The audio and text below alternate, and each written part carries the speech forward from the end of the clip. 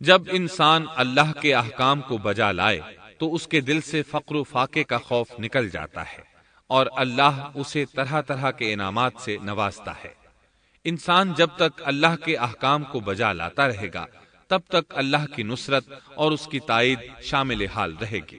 چنانچہ جوں ہی ہاجرہ علیہ السلام کو پتا چلا کہ انہیں تنہا چھوڑ جانا اللہ کے حکم کی بنا پر ہے تو فوراً یقین بھرے لہجے میں بولی، تب اللہ ہمیں ضائع نہیں کرے گا، یہ کہہ کر وہ اپنے شیر خوار بچے کی طرف پلٹ گئیں۔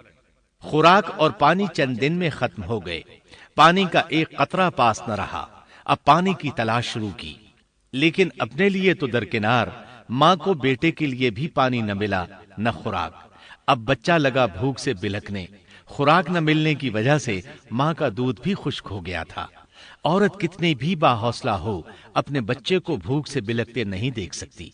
اب انہوں نے بچے کو وہیں چھوڑا اور تیزی سے قریبی پہاڑی صفا کی طرف لپکی، اوپر چڑھ کر ادھر ادھر نظر دوڑائی کہ شاید کسی طرف پانی یا خوراک نظر آ جائے یا کسی انسان کی جھلک نظر آ جائے۔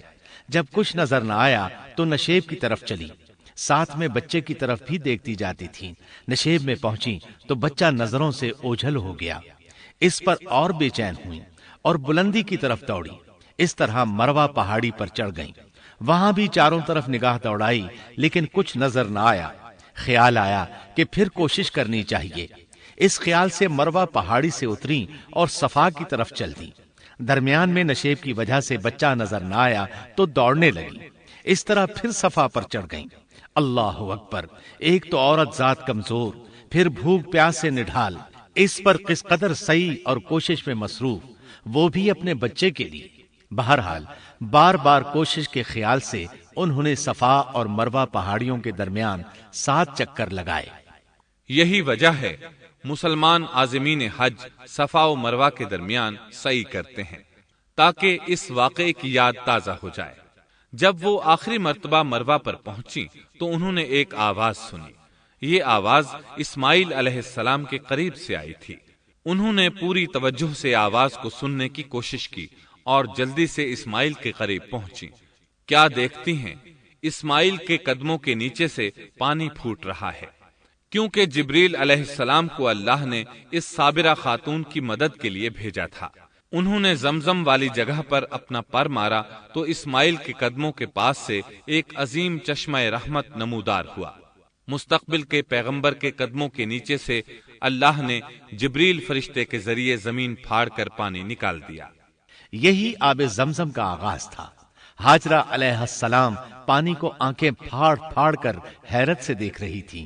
ان کی خوشی کی انتہا نہ رہی جب انہوں نے دیکھا پانی پھوٹ پھوٹ کر چاروں طرف بہ رہا ہے۔ زمین ہموار تھی، اس لیے انہوں نے زمین کو کھودنا شروع کر دیا تاکہ پانی ادھر ادھر نہ بہ جائے۔ پھر انہوں نے اس گڑھے کے چاروں طرف پتھر رکھ دیے اور زبان سے بولی، زم زم، اس کا مطلب ہے رک جا۔ نبی اکرم صلی اللہ علیہ وسلم کا فرمان ہے، رحم اللہ اسماعیل لولا انها عجلت لكانت زمزم عینا معینا۔ اللہ اسماعیل کی والدہ پر رحم فرمائے، اگر وہ جلد بازی سے کام نہ لیتی تو زمزم ایک بہنے والا چشمہ ہوتا۔ لیکن انہوں نے اس کے گرد بند باندھ دیا۔ انہیں دراصل اس وقت پانی کی شدید ضرورت تھی، اس لیے انہوں نے پانی کو اپنے پاس جمع کر لیا تاکہ بہہ کر ضائع نہ ہو جائے۔ انہوں نے اسماعیل کو پانی پلایا، خود بھی خوب پیا، اور یہ اللہ تعالی کی طرف سے ان کی مہمان نوازی تھی۔ وہاں کوئی اور انسان نہیں تھا، نہ کھانے کی کوئی چیز تھی، بس یہی آب زمزم ان کے لیے کھانے اور پینے کا کام دے رہا تھا۔ اب چونکہ زمزم ایک چشمہ بن گیا تھا، اس لیے پرندے بھی آنے لگے۔ انہی دنوں عرب کے قبیلوں میں سے ایک قبیلہ بنو جرہم یمن کو خیر باد کہہ کر اس طرف آ رہا تھا۔ یمن میں ایک بہت بڑا ڈیم تھا۔ پہاڑوں کے درمیان انہوں نے پانی کو روک کر ایک بہت بڑا بند قائم کر رکھا تھا، اس سے پورا سال آسانی سے کھیتی باڑی کرتے تھے۔ اس ڈیم کی بدولت ان کا آب پاشی کا نظام بہت اچھا تھا۔ جب اس ڈیم کو اللہ تعالیٰ نے توڑا تو تمام لوگ وہاں سے منتشر ہو گئے اور جزیرہ عرب کے اطراف میں منتقل ہونے لگے۔ وہیں سے ہجرت کرنے والا ایک قبیلہ بنو جرہم تھا۔ یہ لوگ بنیادی طور پر عرب تھے۔ یہ قبیلہ سفر میں رہتا، جہاں کہیں پانی اور چراگاہ نظر آتے وہیں پڑاؤ ڈال دیتے۔ جب وہاں خوراک ختم ہو جاتی تو آگے سفر شروع کر دیتے۔ چونکہ وہ بہت بڑے تاجر تھے، اس بنا پر ان راستوں سے خوب واقف تھے۔ انہیں چشموں کا خوب علم تھا۔ ملک شام کی طرف بھی ان کی آمد و رفت تھی۔ یہ قبیلہ بنو جرہم مکہ کے قریب پہنچا تو فضا میں پرندوں کو منڈلاتے پایا۔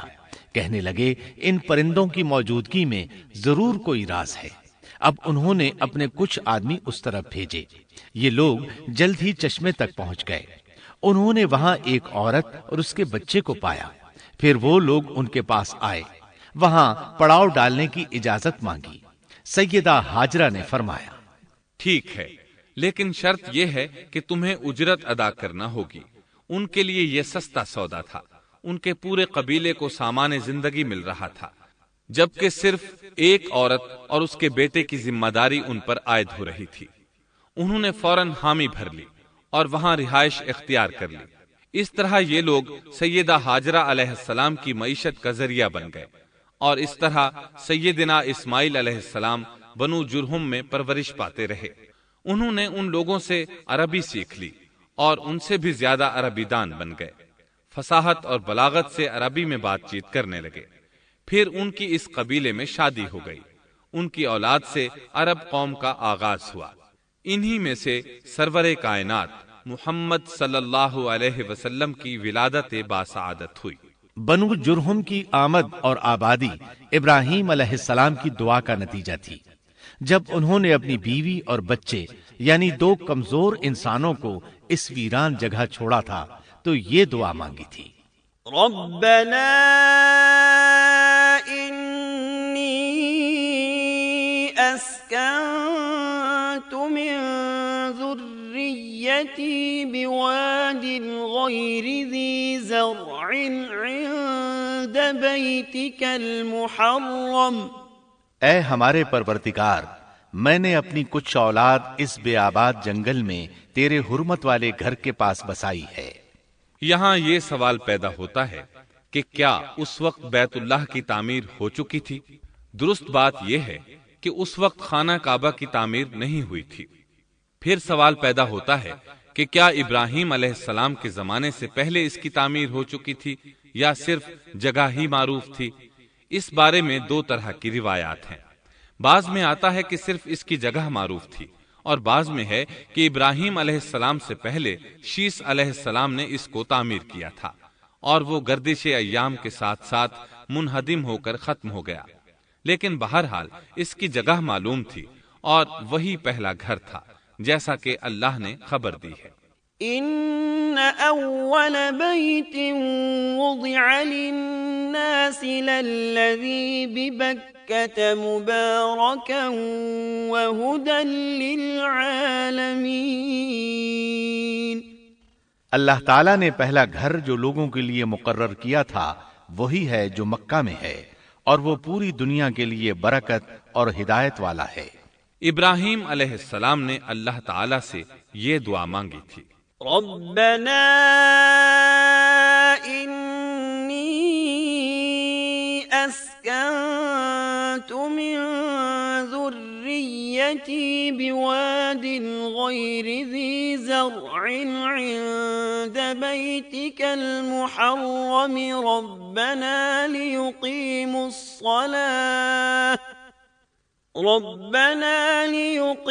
الصلاة فاجعل أفئدة من الناس تهوي إليهم وارزقهم من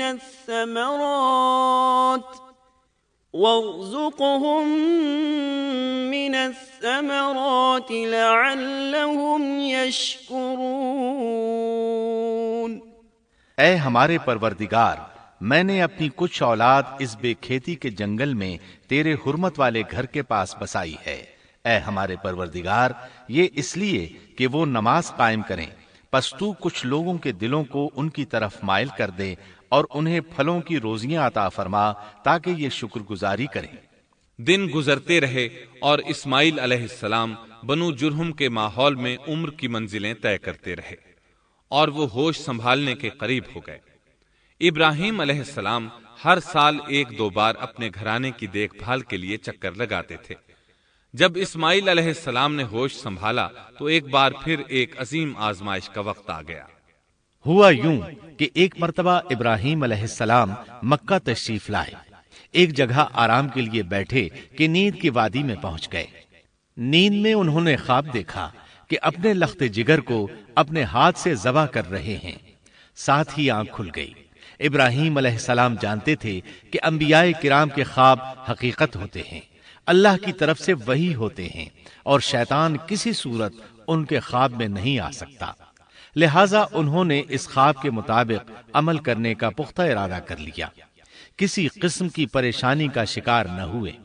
اللہ رب العزت نے اس عظیم اور تعجب خیز واقعے کا قرآن مجید میں ذکر کرتے ہوئے فرمایا، وقال إني ذاهب إلى ربي سيهدين رب هب لي من الصالحين فبشرناه بغلام حليم فلما بلغ معه السعي قال يا بني إني أرى في المنام أني أذبحك فانظر ماذا ترى۔ اور ابراہیم نے کہا، میں تو ہجرت کر کے اپنے پروردگار کی طرف جانے والا ہوں، وہ ضرور میری رہنمائی کرے گا۔ اے میرے رب، مجھے نیک بخت اولاد عطا فرما۔ تو ہم نے ایک بردبار بچے کی بشارت دی۔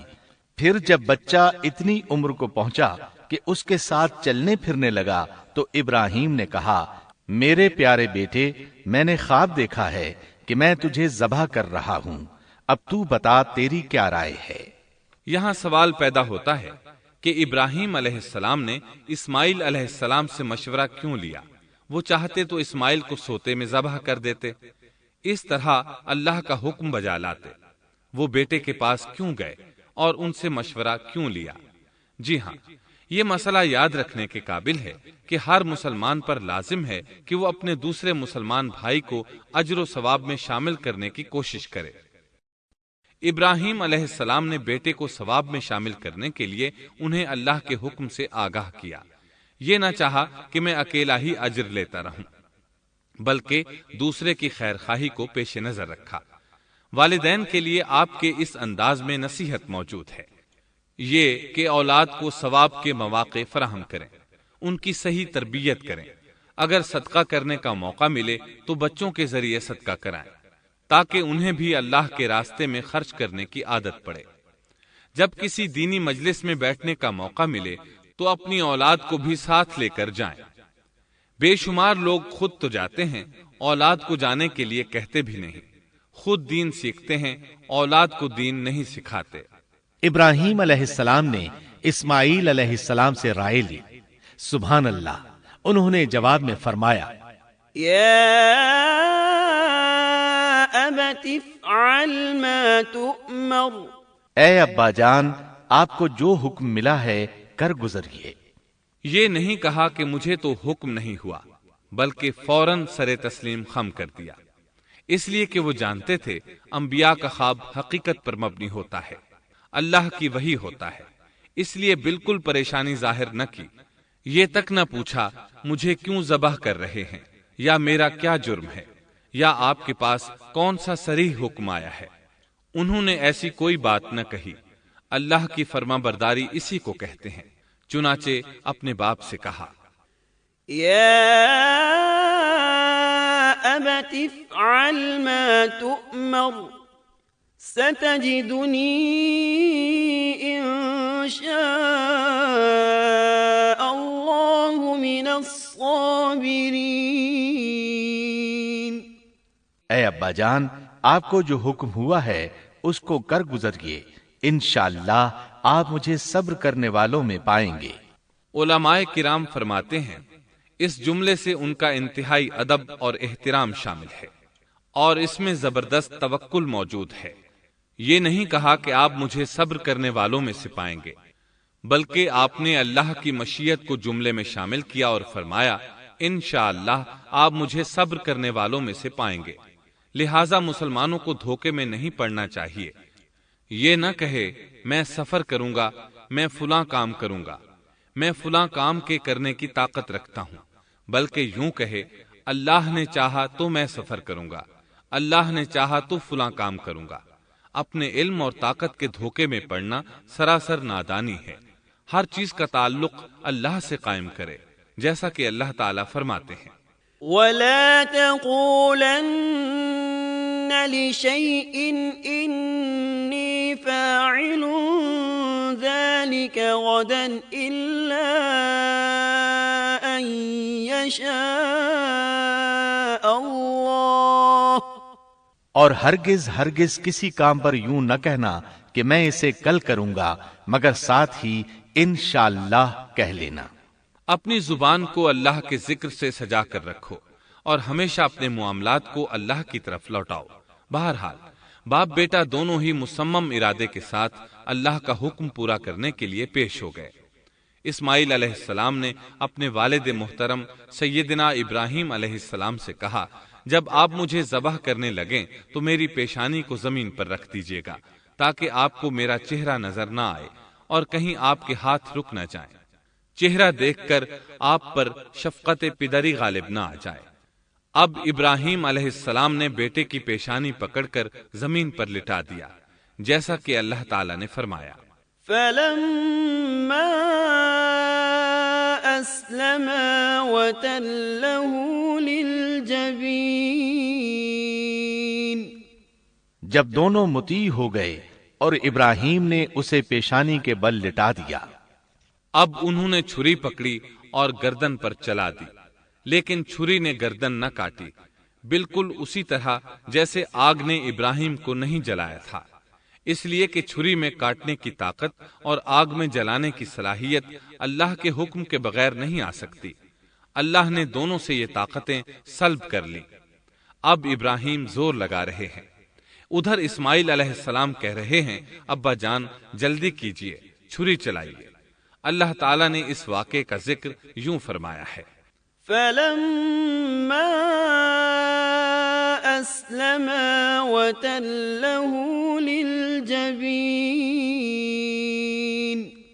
جب وہ دونوں مطیع ہو گئے اور ابراہیم نے اسے پیشانی کے بل لٹا دیا۔ اس مطیع ہونے سے مراد اللہ کے حکم کو نافذ کرنا ہے۔ اب ظاہر ہے مطیع تو وہ پہلے بھی تھے، لیکن یہاں اسلما یعنی مطیع ہونے سے مراد کامل اسلام ہے۔ نہایت واضح اور حقیقی اسلام مراد ہے، اس لیے کہ کامل اسلام وہی ہوتا ہے جس میں بغیر کسی تردد اور توقف کے اللہ کے امر اور نہی کی تصدیق کی جائے۔ یہ تھا حقیقی اسلام۔ ہاں تو چھری چلتی رہی، گلا نہ کٹا، اس لیے کہ امتحان اور آزمائش کی تکمیل ہو چکی تھی۔ یہ بات ثابت ہو چکی تھی کہ اللہ کا حکم نافذ کرنے میں دونوں پوری طرح کوشاں ہیں۔ اللہ تعالیٰ بھی فرما برداری ہی کا صلہ عطا فرماتے ہیں، چنانچہ آواز آئی قد صدقت الرؤيا إنا كذلك نجزي المحسنين إن هذا لهو البلاء المبين، ہم نے اسے پکارا اے ابراہیم تو نے خواب کو سچ کر دکھایا، یقیناً ہم اسی طرح نیکوکاروں کو جزا دیا کرتے ہیں، یقیناً یہ ایک کھلی آزمائش تھی۔